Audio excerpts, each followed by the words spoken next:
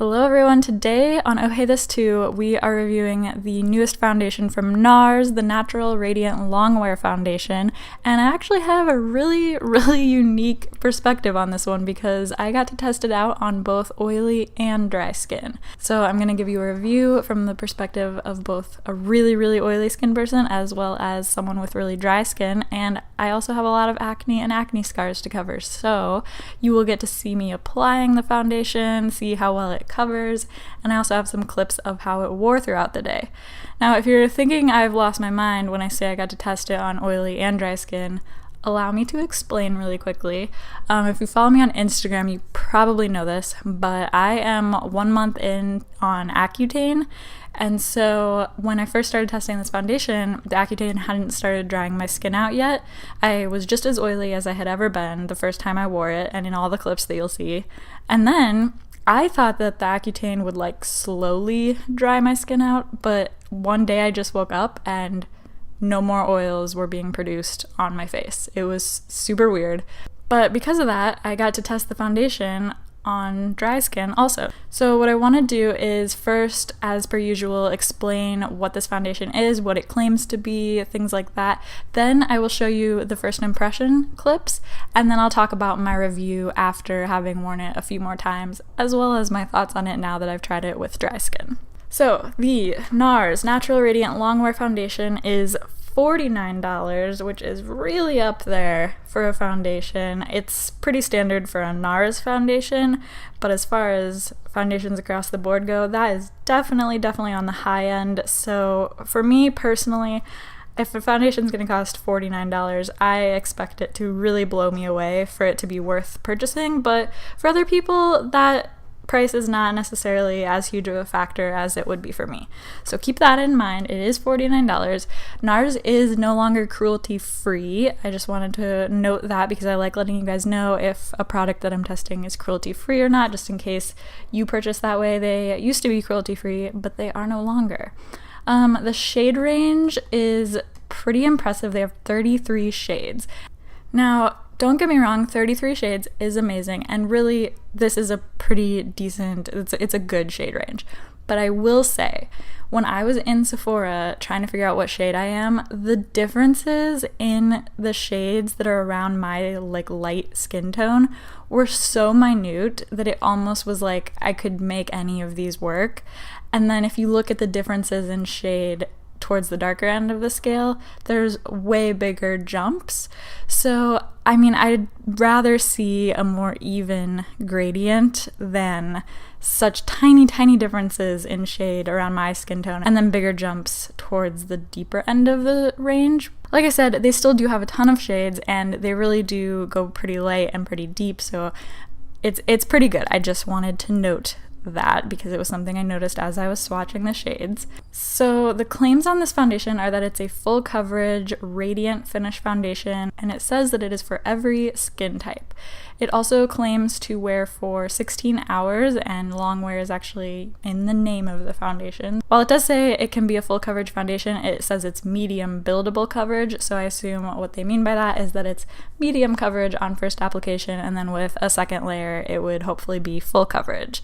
Now, one really interesting thing I've found in the description of this product is that they actually tell you specifically that a little goes a very long way, and when too much foundation is used, the pigments may get stuck on dry patches or rough skin surface.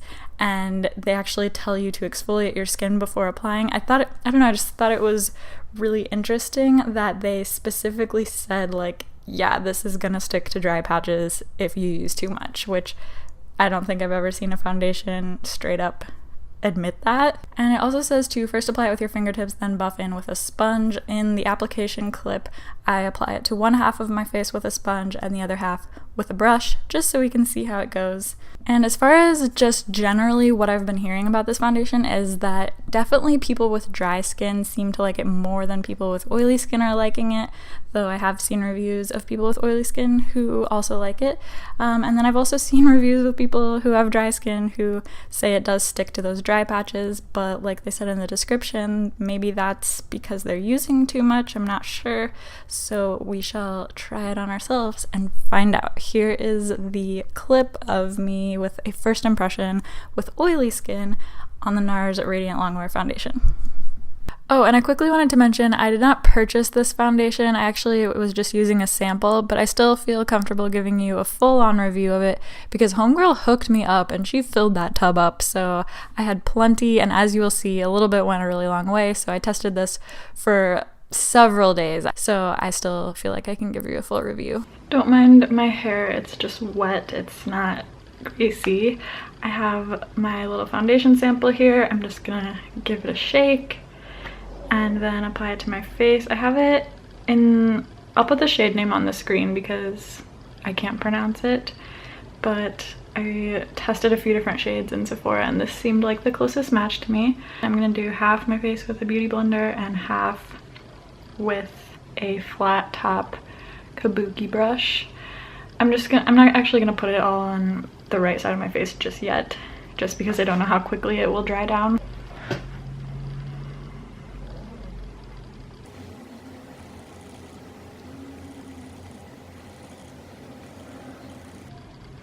Well, on that layer, I would say I got medium coverage, maybe light, but I feel like I didn't put that much on. Like, I feel like I didn't put my normal amount on, so let's pretend that this is also the first layer. Oh yeah, that's way better. Way more coverage. I would say I'm getting full coverage now.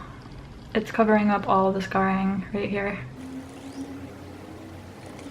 It appears to be pretty luminous. It blended quite easily. I think the shade is very, very nice. It is already creasing in my smile line. I don't know if you can see that, but it's already creasing there, so that worries me a little bit. And as of right now, it's kind of emphasizing my pores in this area. It's definitely not blurring them, but sometimes foundations just need a second to like melt into the skin. Did I get foundation in my hair? Wow. Sometimes they need a minute just to melt into the skin and then they look more blurred.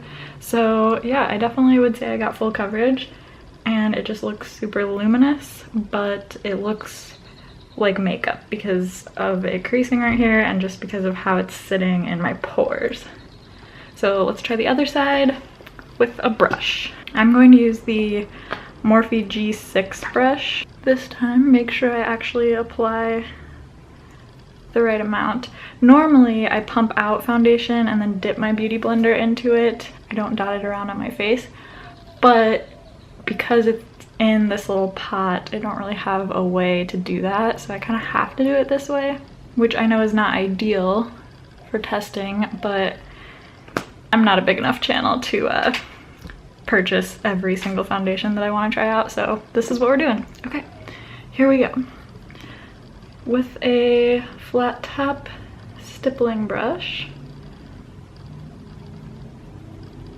Okay, this way I definitely feel like I'm getting full coverage on the very first layer, for sure.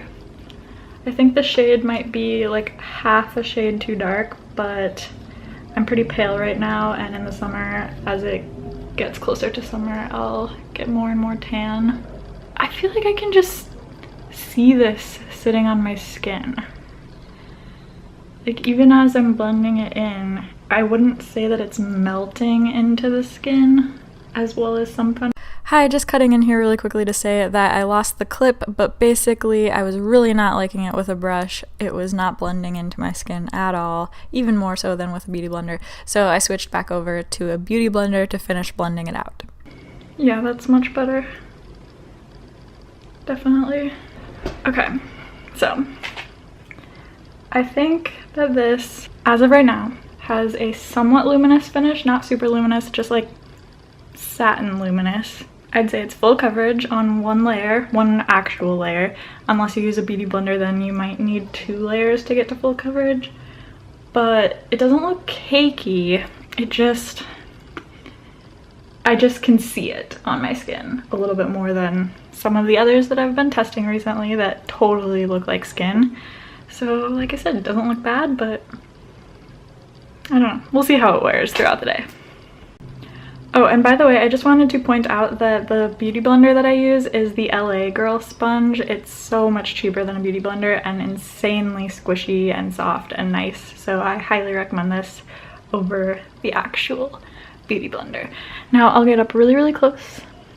I'm not sure if you're gonna be able to see what I mean in the camera, but like, okay, right here you can kind of see how you can just see it. I don't know, I feel like when I'm thinking about other full coverage foundations I have, like the Milk Makeup Blur Foundation, which I know I talk about all the time, but it's a favorite.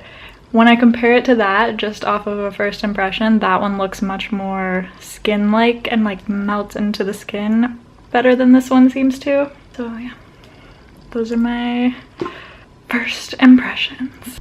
So it's been about 4 or 5 hours since I applied the foundation, and I don't have super great light right now, so you're not gonna be able to see, but I am starting to get pretty oily and it's not really controlling my oils at all. It's not breaking up, but it's not controlling the oil at all, which I don't think it claims to, so I just wanted to note that because I don't think you can really see that.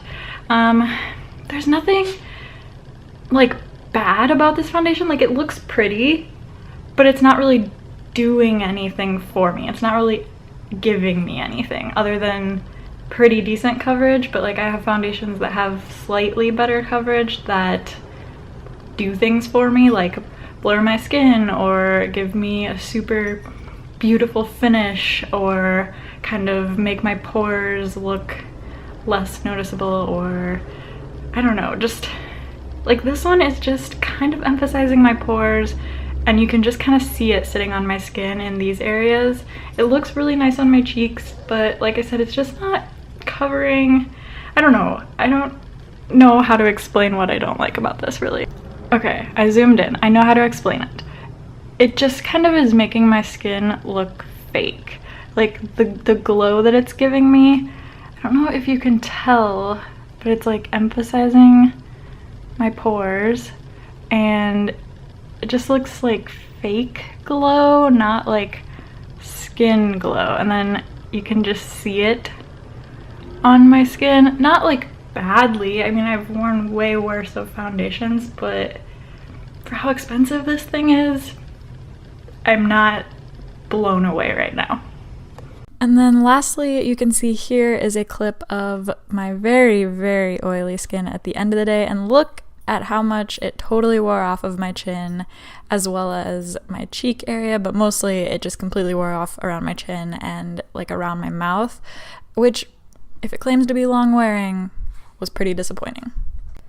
Alright, in the spirit of not being too repetitive, I will quickly summarize my overall thoughts on this foundation on oily skin, and then I'll tell you about my thoughts about it on dry skin. So really not much different than my first impression. I just did not like the wear time on this foundation for the fact that it's called a Longwear foundation, and that's one of the claims. It came off around my nose after like 4 hours. That's kind of ridiculous, and it completely wore off my chin by the end of the day. It's not long wearing on oily skin. Would not recommend for oily skin for that reason alone. It doesn't like break up the way some foundations do, but it does completely come off, so.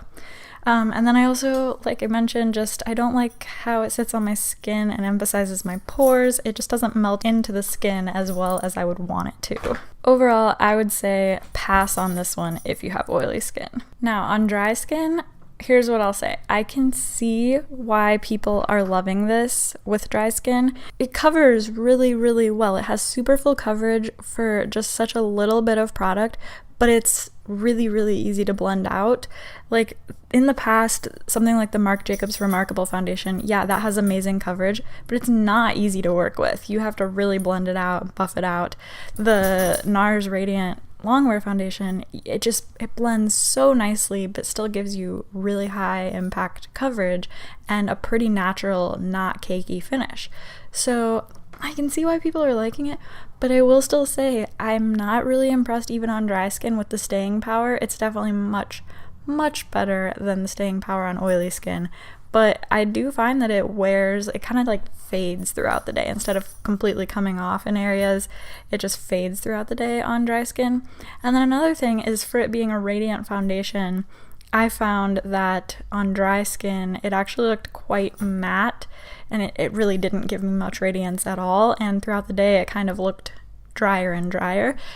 It didn't look dry in a bad way, it just did not look radiant. I have foundations that on my dry skin give me a lot more radiance and make my skin look like plump and moisturized and stuff like that. This foundation does not do that.